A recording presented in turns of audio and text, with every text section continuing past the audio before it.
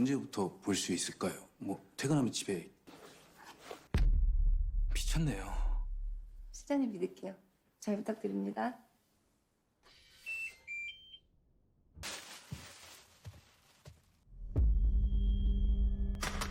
Pernah nggak sih kalian ketemu orang yang kepo banget sama urusan orang lain? Sampai nih kita mengira nih orang nggak ada kerjaan lain apa? Nah, di film kali ini menceritakan tentang seorang mas-mas yang ngepoin kehidupan selebgram.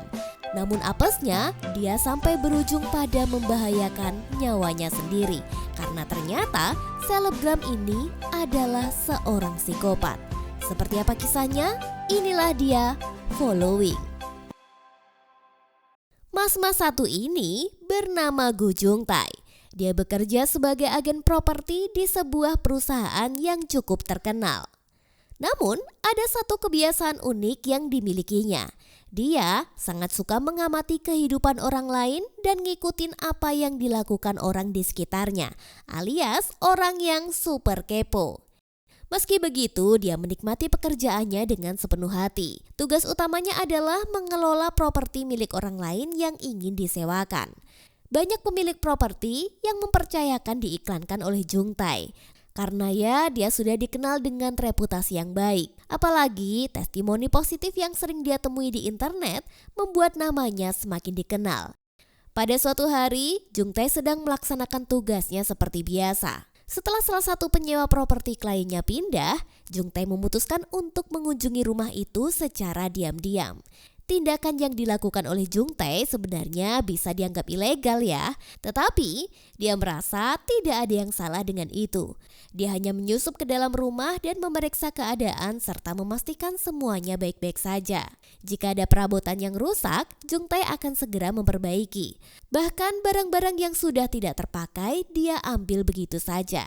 Dan ada kebiasaan unik yang dimilikinya, yaitu menfoto dan mengoleksi benda-benda yang ditinggalkan oleh penyewa sebelumnya. Seiring berjalannya waktu, koleksinya semakin banyak dan kini terpajang rapi di dinding gudang pribadi. Pada suatu hari, Jungtae melihat seorang wanita cantik yang baru pertama kali dia lihat di sekitar rumahnya. Wanita itu berdiri tidak jauh darinya sambil menikmati sosis. Karena rasa ingin tahunya yang besar, Jungtae pun secara diam-diam melirik ponsel wanita itu. Ternyata dia sedang memposting foto makanan mewah di media sosial. Tentu saja postingan itu bertolak belakang dengan kenyataan yang terlihat. Apa yang dipamerkan di medsos sangat jauh dari realita yang sedang dia jalani. Melihat hal itu, rasa penasaran Jungtae pun menjadi-jadi.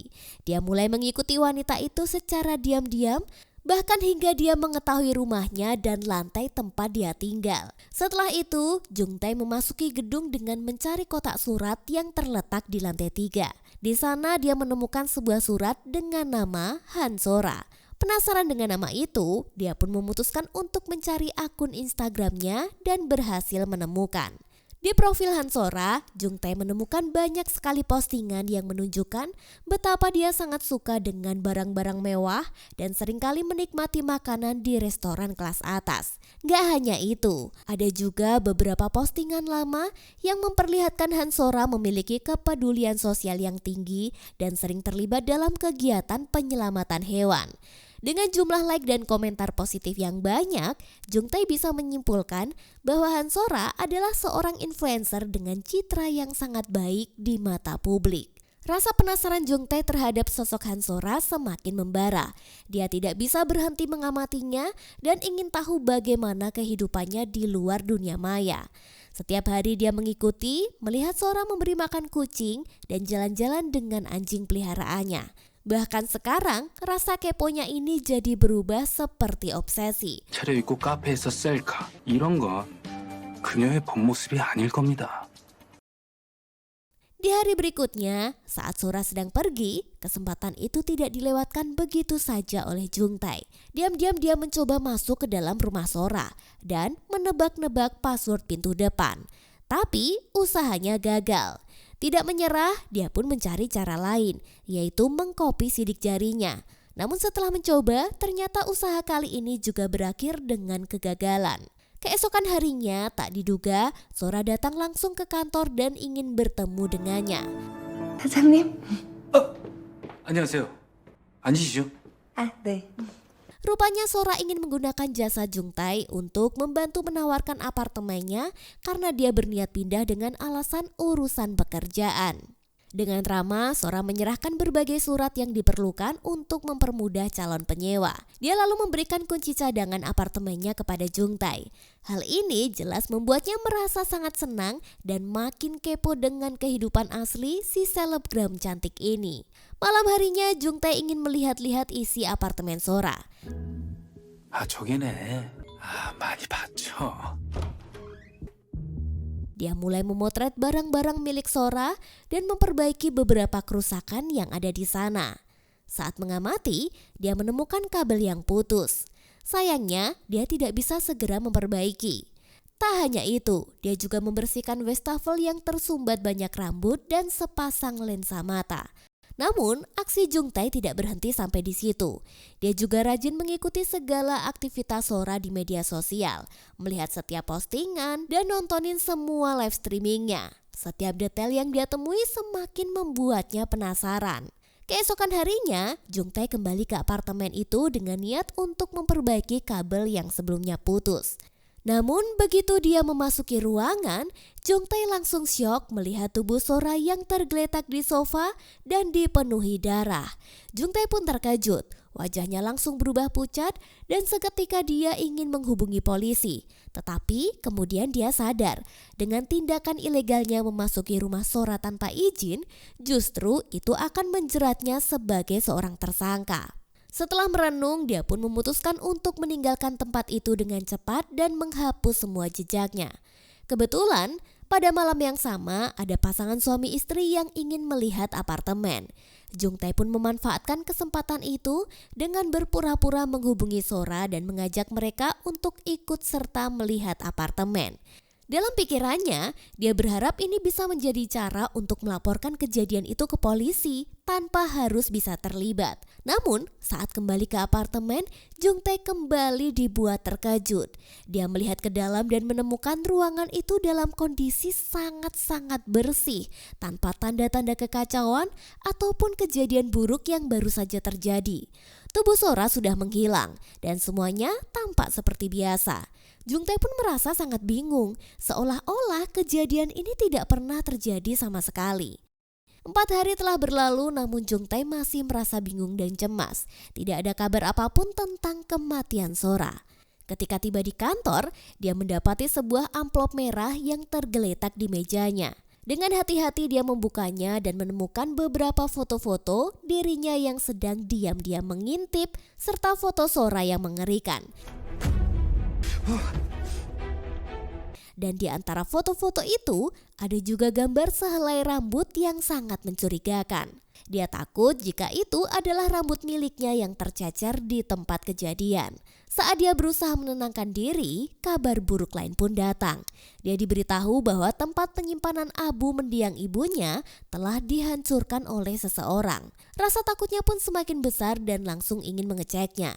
Namun tiba-tiba sebuah mobil hampir menabraknya. Anehnya lagi, tidak ada seseorang yang mengendarai mobil itu. Jungtae pun semakin merasa ada yang tidak beres. Dia pun memutuskan untuk memeriksa rekaman CCTV di kantor. Dan di sana dia melihat sesuatu yang mengejutkan. Ada seorang pria yang tampaknya mencurigakan dan membuatnya sangat takut. 우리가 목격자 있는지 그것부터 좀 알아보고 연락드릴게요. 잘 부탁드립니다.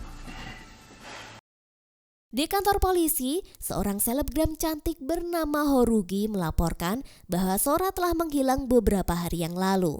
Horugi menjelaskan bahwa sebelum menghilang, Sora sempat meminta agar dia menghubungi polisi jika suatu saat dia tidak bisa ditelepon. Kasus Sora yang menghilang pun segera diselidiki oleh detektif yang bernama Yongju. Mereka mulai melakukan penyelidikan dengan mengunjungi kantor Jungtae yang dianggap membawa kunci cadangan. Di kantor itu, Jungtae diinterogasi. Namun, dia berusaha pura-pura tidak tahu tentang hilangnya Sora dan tetap tenang menjawab setiap pertanyaan yang diajukan. Yongju pun meminta kunci rumah Sora dan bersama rekannya, mereka langsung menuju ke sana untuk memeriksa. Dari atap gedung sebelah, Jungtae yang ketakutan mengintip para detektif melakukan pemeriksaan. Setelah berkeliling dan memeriksa beberapa sudut rumah, Yongjae yang awalnya mengira bahwa Sora hanya pergi liburan, namun setelah mengecek di bawah sofa, mereka menemukan ada robekan dan noda darah yang cukup mencolok. Dan ini membuat mereka merasa ada yang tidak beres. Penyelidikan pun akhirnya berlanjut. Jungtae yang semakin terlibat dalam kasus ini mulai menganalisis dan mencoba menebak siapa yang mungkin terlibat dalam menghabisi Sora. Jungtae merasa tidak ingin disalahkan atau difitnah atas kejadian ini. Karena itulah dia pun memutuskan untuk mencari petunjuk lain melalui medsos Sora. Di medsos itu, Jungtae mulai menemukan banyak tuduhan terhadap Sora. Beberapa orang menuduhnya menggunakan uang donasi yang seharusnya digunakan untuk merawat anjing-anjing rescue. Salah satu akun yang sering mengomentari negatif adalah Hurogi. Dia tidak hanya memberikan komentar kejam, tapi juga mengungkapkan melalui siaran langsungnya bahwa Sora telah membohongi publik soal donasi itu. Hurogi menyebutkan bahwa uang itu tidak digunakan dengan benar untuk perawatan hewan-hewan. Jungtae yang semakin curiga mulai menyelidiki akunnya lebih dalam. Dia menemukan beberapa foto yang tampaknya meniru gaya hidup Sora. Ketika melihat Hurogi ternyata juga jualan di sosmed, Jungtae pun memanfaatkan kesempatan ini untuk pura-pura beli dan bisa menggali lebih banyak bukti. Jungtae langsung menuju lokasi dan mencoba memesan beberapa barang ke Hurogi. Dia berharap ini akan memberinya kesempatan untuk bisa masuk ke dalam rumahnya. Di sisi lain, berita tentang hilangnya Sora semakin ramai di media sosial, diikuti oleh banyaknya komentar dukungan untuk membantu pencariannya. Keesokan harinya, Jungtae berniat akan menyelinap ke rumah Hurogi. Dia pun berpura-pura ngajakin COD-an. Dan dengan cepat, Jungtae menyelinap masuk ke dalam rumahnya dan mulai memeriksa barang-barang yang ada. Di sana dia menemukan amplop merah yang sama persis dengan yang dia terima sebelumnya. Karena penasaran, Jungtae pun melanjutkan pencariannya. Dia lalu menemukan beberapa file yang berisi umpatan dan ancaman terhadap Hurogi. Yang lebih mencurigakan lagi, ada sebuah akun medsos yang bernama Be With You yang tampaknya sangat terobsesi dengan Hurogi. Jungtae merasa familiar dengan akun itu. Dia juga pernah melihatnya di media sosial Sora. Dengan waktu yang mepet, dia membuka laptop Hurogi dan mencari akun itu. Ternyata akun tersebut milik seseorang yang bernama Lee Jong-ha, yang tak lain adalah seorang penggemar berat Sora. Jungtae merasa sedikit menemukan petunjuk siapa pelaku sebenarnya. Sekarang kita berpindah di tempat COD-an. Hurogi yang menunggu jadi kesal karena pelanggannya tidak kunjung datang. Hurogi akhirnya memutuskan untuk pulang ke rumah. Sesampainya di sana, dia merasa ada yang aneh ketika melihat laptopnya menyala. Padahal dia yakin sebelum pergi, dia sudah mematikannya. Dan untungnya, Jungtae sudah berhasil melarikan diri dengan cepat sebelum Hurogi pulang. Sementara itu di rumah Jungtae teror itu terjadi lagi. Lampu-lampu di rumahnya mati dan dia menemukan sepasang sepatu yang bukan miliknya. Suasana pun semakin mencekam ketika terdengar suara seseorang yang mencoba menekan password pintunya. Dan beberapa saat orang itu pun masuk. Tiba-tiba, dua orang misterius menyerangnya. Beruntung dia berhasil melawan dan membuka helm salah satu penyerangnya. Yang ternyata dia adalah Lee, orang yang selama ini identitasnya sedang dia cari. Dalam kepanikan, Jungtae pun kabur secepat mungkin dan merasa semakin terancam. Tak lama setelah kejadian itu, Jungtae merasa tidak punya pilihan selain melapor kepada detektif Yongju. Ketika mereka kembali ke rumah Jungtae, mereka berdua terkejut melihat rumahnya dalam keadaan hancur. Akuarium semut peliharaannya sudah pecah dan berantakan, dan yang lebih mengerikan, Lee ditemukan di rumahnya sudah tidak bernyawa. Detektif Yongju pun segera menelpon polisi untuk menangani kasus ini. Di TKP, Jungtae kembali menemukan amplop merah lagi.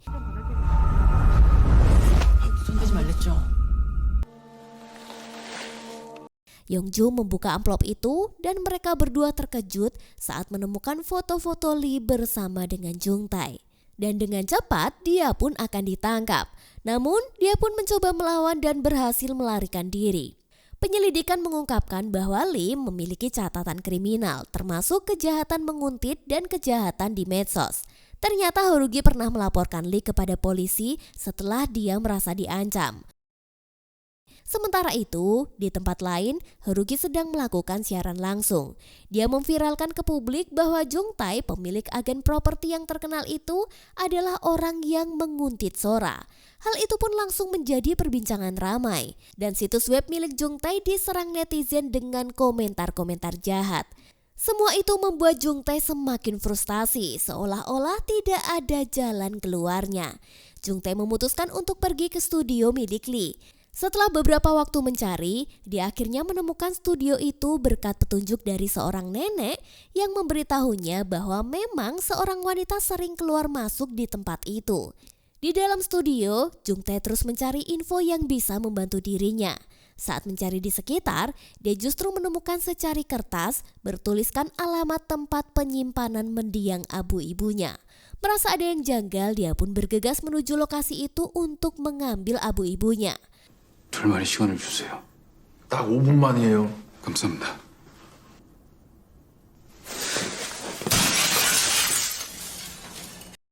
Meski sudah dicegah petugas, dia tetap ngotot mengambilnya dan segera melarikan diri. Sesampainya di rumah, Jung Tae membuka tempat penyimpanan abu ibunya dan mencari sesuatu yang bisa jadi petunjuk. Ternyata di dalamnya ada sebuah pisau dan amplop merah. Isi surat itu mengancam bahwa seseorang akan melaporkan ke polisi tentang ruangan di rumah Jung Tae yang berisi bukti bahwa dia telah menguntit banyak sekali orang. Di kantor polisi, seorang wanita datang dan mengaku sebagai kakak Sora. Sang kakak mengungkapkan bahwa Sora sebenarnya memiliki gangguan kepribadian dan dia kerap merugikan banyak sekali orang. Dulu Sora yang masih muda pernah meninggalkan banyak hutang dan bahkan menolak untuk bertemu orang tuanya. Dia menganggap mereka ini tidak penting.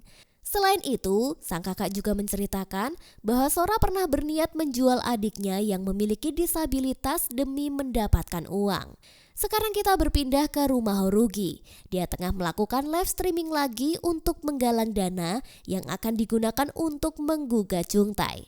Namun tiba-tiba pintu rumahnya diketuk dengan keras. Begitu pintu dibuka, Jung Tae muncul dengan wajah penuh amarah.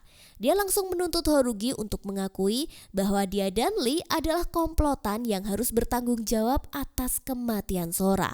Namun di sini Harugi membantah semua tuduhannya. Setelah mematikan live streaming, dia menjelaskan bahwa hanya mengenalkan Lee kepada Sora karena awalnya Lee yang menguntitnya.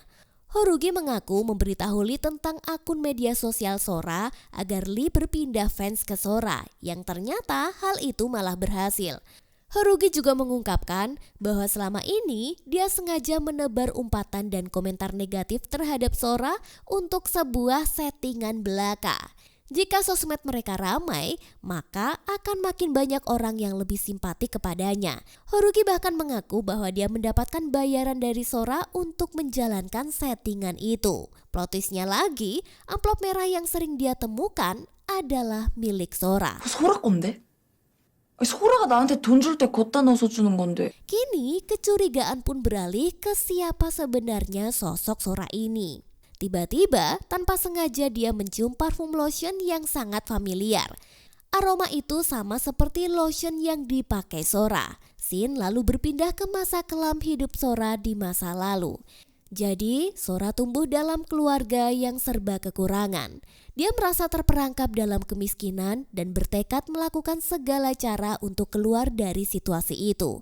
Bahkan jika itu berarti mengorbankan adiknya yang berkebutuhan khusus. Namun akibat perbuatannya, Sora diusir oleh orang tua dan pergi merantau ke kota besar. Di sana dia bekerja sebagai wanita penghibur di sebuah bar. Merasa terbuang oleh keluarga dan terperangkap dalam dunia yang penuh penderitaan. Suatu hari, seorang pelanggan yang marah kepadanya melukai pipi Sora. Dan itu membuatnya harus pergi ke rumah sakit. Di sana Sora memotret dirinya di depan sebuah poster donor darah. Lalu memposting foto itu di media sosial. Sebenarnya hari itu dia berniat untuk mengakhiri hidupnya. Namun tanpa diduga, sebuah komentar datang dari seorang netizen yang mengira bahwa Sora melakukan donor darah. Komentar itu pun membuka jalan bagi Sora. Dia mulai berpura-pura menjadi orang yang peduli dengan sesama, memposting foto bersama anak-anak, dan terlibat dalam kegiatan penyelamatan hewan. Dia sangat berusaha membangun citra diri sebagai sosok orang yang baik hati. Begitu banyak orang yang memberikan perhatian dan sumbangan pun mengalir deras. Dengan bantuan Horugi, Sora juga berhasil mengumpulkan dana yang luar biasa besar dari netizen yang bersimpati padanya. Namun yang menyedihkan, Sora tidak benar-benar peduli pada binatang.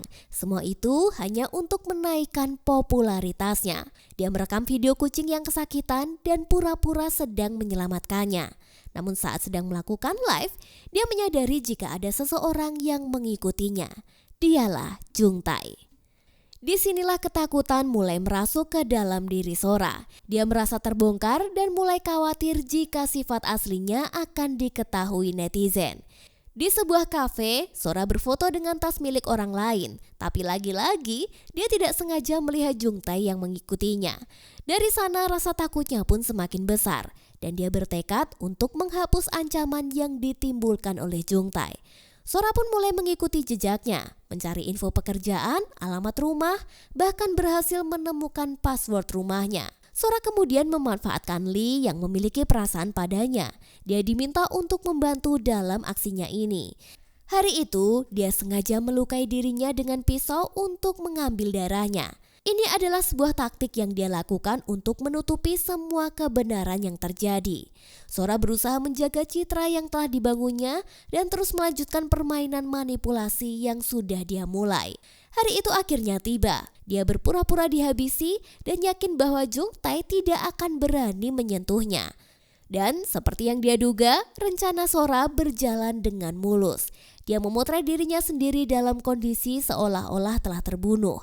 Lalu mencabut beberapa helai rambutnya untuk digunakan sebagai ancaman kepada Jungtai. Setelah membersihkan apartemennya, Sora pun pergi bersama Lee. Tak disangka, Sora ternyata juga mengetahui tentang ruangan rahasia milik Jungtai yang selama ini menyimpan foto dan barang milik orang lain.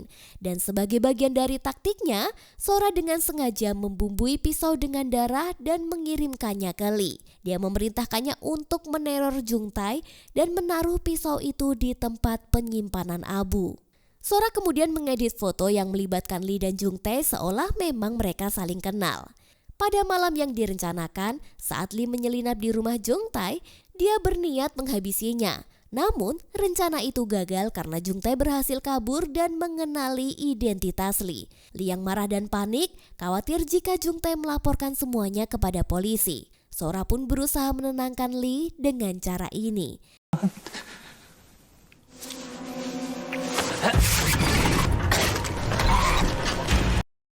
Tak punya pilihan lain, Sora pun akhirnya menghabisi Lee. Kini, Jungtai tengah dalam perjalanan menuju ruangan rahasianya. Dia mengikuti petunjuk yang tertulis dalam amplop merah yang dia temukan. Sementara itu, Detektif Yongju tengah mencari informasi lebih lanjut tentang Sora dari salah satu temannya. Saksi ini mengungkapkan bahwa Sora pernah membawa kabur uang milik salah satu kenalannya yang membuat Sora tidak memiliki banyak teman dekat. Namun ketika Yongju mencoba menemukan seseorang yang bernama Hiran, ternyata dia telah menghilang sejak 1 tahun yang lalu. Dan kasus ini bahkan sampai belum terpecahkan hingga sekarang. Saksi itu juga bercerita bahwa polisi pernah datang ke tempat kerja mereka di karaoke dan menginterogasi semua orang termasuk Sora. Diketahui bahwa Sora adalah orang terakhir yang menghubungi Hiran sebelum dia menghilang. Sementara itu, Jungtai akhirnya sampai di gudangnya, tempat yang selama ini menjadi tempat penyimpanan barang-barang milik orang lain. Namun tiba-tiba dia diserang oleh Sora. Dengan kekuatan yang dia miliki, Sora berusaha untuk melukai Jungtai. Tak lama, Sora terdengar menjerit kesakitan. Dia mencoba untuk menyerang lagi meskipun tubuhnya tampak terbelenggu. Ternyata Sora memang sengaja melukai tubuhnya dan berusaha membuat seolah-olah dia sedang disekap oleh Jungtai. Mobil polisi pun datang dan Sora berteriak meminta tolong. Begitu polisi membuka pintu, mereka pasti akan langsung menduga bahwa Jungtai adalah tersangka. Namun, Jung Tae berhasil kabur dari sana meskipun kini dia menjadi buronan. Sementara itu, Sora terus menarik simpati publik melalui live streaming dengan tangisan palsunya. Dia membuat banyak orang jadi percaya kepadanya. Dalam kondisi yang frustasi, Jung Tae pun akhirnya memutuskan untuk menulis surat pengakuan yang dia kirimkan kepada detektif Yongju. Dalam surat itu dia mengakui bahwa dia telah melakukan tindakan kriminal dengan menguntit dan menyelinap masuk ke rumah orang-orang. Jung Tae awalnya merasa tindakannya tidak merugikan siapapun karena dia hanya ingin membantu dengan memperbaiki barang-barang yang rusak di rumah yang dia kunjungi. Namun kini dia sadar bahwa perbuatannya justru membuat hidupnya kini hancur. Di situ juga tertulis dia menyatakan bersedia menyerahkan diri. Dalam surat itu dia meminta untuk bertemu langsung dengan Yongju karena ada hal penting yang ingin dia sampaikan. Jung Tae kemudian mengirim pesan kepada Sora. Dia juga mengancam dengan foto dirinya yang terluka parah. Dia ingin membuktikan kebohongan Sora kepada polisi karena saat Sora ditemukan oleh polisi hanya ada luka ringan dan tampaknya hanya lecet biasa, bukan terluka parah seperti yang dia klaim. Tentu saja ancaman Jung Tae pun membuat Sora terpancing. Mereka pun akhirnya bertemu dan Jung Tae mulai bertanya tentang anjing-anjing yang selalu dibawa Sora. Dia merasa aneh karena jumlah anjing itu selalu berkurang satu persatu. Di rumah Sora, Jung Tae juga menemukan banyak racun yang mencurigakan. Ternyata Sora telah menghabisi anjing yang selama ini dia manfaatkan untuk mengumpulkan donasi dari netizen. Semua itu terungkap sebagai bagian dari kebohongan besar yang Sora rencanakan. Jung Tae kemudian mengajukan tawaran kepadanya. Dia berharap bisa bekerja sama dengan mengungkapkan bahwa Lilah yang sebenarnya menjadi pelaku, sementara dirinya hanyalah difitnah. Namun di sini Sora malah merespon dengan menyetrumnya dan segera mengikat Jung Tae. Sora yang sudah menyiapkan rencana licik berniat menghabisi Jung Tae dengan membakar arang beracun.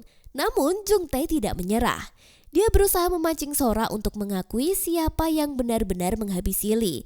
Dan secara diam-diam dia memiliki kamera untuk merekam semua percakapannya. Ternyata Sora dengan cepat menyadari adanya sebuah kamera.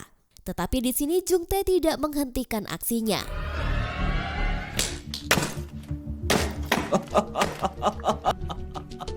Saat mereka bertemu dengan detektif Yongju, keduanya mulai merasa yakin bahwa Sora adalah orang yang sebenarnya menghabisi Lee. Jung Tae mengungkapkan kepada Yongju bahwa dia telah mengikuti Sora ke tempat yang sama beberapa kali. Di sebuah perbukitan, Sora terlihat seperti berusaha menyembunyikan sesuatu. Dan ternyata dugaan Jung Tae benar. Bukan hanya Lee yang menjadi korban, tetapi Sora juga telah menghabisi Hiran. Motifnya karena Hiran mengancam akan mengungkapkan masa lalunya yang melibatkan pekerjaan di sebuah bar serta pemerasan yang dia lakukan. Polisi pun berhasil menemukan jenazah Hiran di lokasi yang ditunjukkan Jung Tae. Saat Sora mengetahui bahwa polisi berhasil mengungkapkan semuanya, dia merasa marah dan menyerang Jung Tae. Untungnya, polisi segera datang dan menangkap Sora. 일어나. 한소라 씨, 살인미수 현행범으로 긴급 체포합니다. Sedangkan Jung Tae, meski dibebani tuduhan pencurian dan pelarian, dia merasa bahwa dia adalah korban dalam semua kejadian ini. Sora yang tidak terima terus menyalahkan Jung Tae. Dan dalam kemarahan, dia mencolok matanya dengan jarinya. Setahun kemudian, Sora diwawancarai oleh seorang reporter yang mengangkat kisahnya. Dalam wawancara itu, Sora mengungkapkan pandangannya tentang hidup. Dia berkata bahwa saat hal buruk menimpa kita, orang-orang justru tidak peduli. Padahal kenyataannya, mereka justru senang melihat kita jatuh. Dia juga menambahkan bahwa banyak orang yang merasa iri dengan kesuksesan orang lain dan ingin melihat mereka gagal. Sora menyimpulkan bahwa itulah sifat dasar manusia yang tidak mau kalah. Sementara itu, Jung Tae akhirnya dibebaskan bersyarat. Dia lalu mengunjungi detektif Yongju untuk mengucapkan rasa terima kasih. Jung Tae merasa bersyukur karena Yongju telah percaya padanya dan membantu mendapatkan keadilan. Namun Yongju juga memperingatkan Jung Tae bahwa meskipun dia adalah korban, dia tetap harus bertanggung jawab atas tindakannya. Ya, begitulah akhir dari cerita Following. Menguntit orang lain, suka kepo-kepo adalah hal yang gak baik ya guys. Karena mau ngefans apapun sama seseorang harus secukupnya saja. Sampai jumpa di video berikutnya.